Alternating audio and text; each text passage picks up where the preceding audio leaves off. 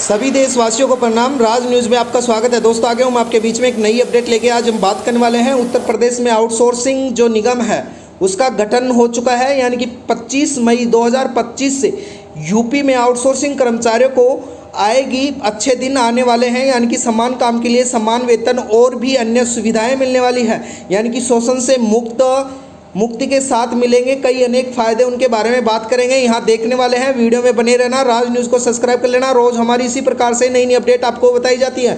दोस्तों UP outsourcing कर्मचारियों के लिए अच्छे दिन आएंगे, यानी कि जो शोषण मुक्त होने वाले हैं। यानी कि दोस्तों जो लखनऊ में सरकारी विभाग में आउटसोर्सिंग कर्मचारियों के लिए बड़ी खुशखबरी निकल के आई है। उत्तर प्रदेश आउटसोर्स सेवा निगम का गठन का प्रस्ताव कर चुके हैं। दोस्तों जो कर्मचारियों के EPF, ESI और भत्ते का प्रबंध किया जाएगा, यानी कि मानदेय में भुगतान एजेंसियों को करेगी, यानी कि लेकिन निगम के निगरानी में किया जाएगा, यानी कि कर्मचारियों को शोषण को मुक्ति मिलेगी। साथ ही अवकाश, चिकित्सा सुविधा और पारिवारिक सुरक्षा का लाभ भी मिलने वाला है। दुर्घटना होने पर 30 लाख तक का यूपी सरकार यानी कि योगी आदित्यनाथ द्वारा 30 लाख तक का बीमा कवर भी रखा गया है।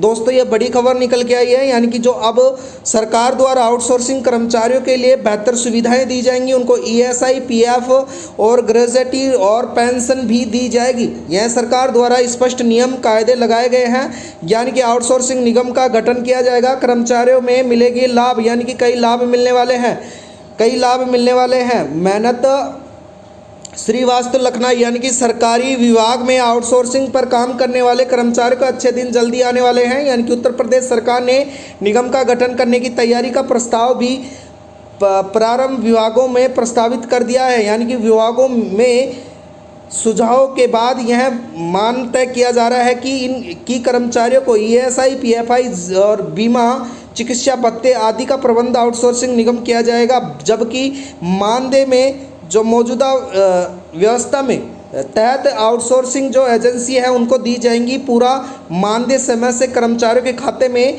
जाएगा, जिससे उनके वो दायित्व का निगम तय किया जाएगा। दोस्तों यानी कि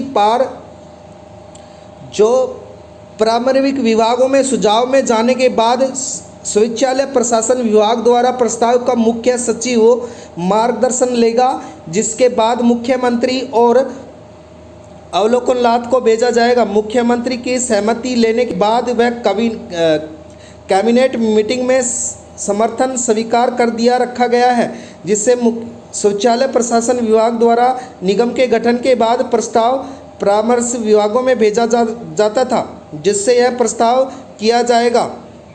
कर्मचारियों का मानदेय का भुगतान निगम द्वारा रखा गया है, यानी कि जो आउटसोर्सिंग कर्मचारी है दोस्तों उनके लिए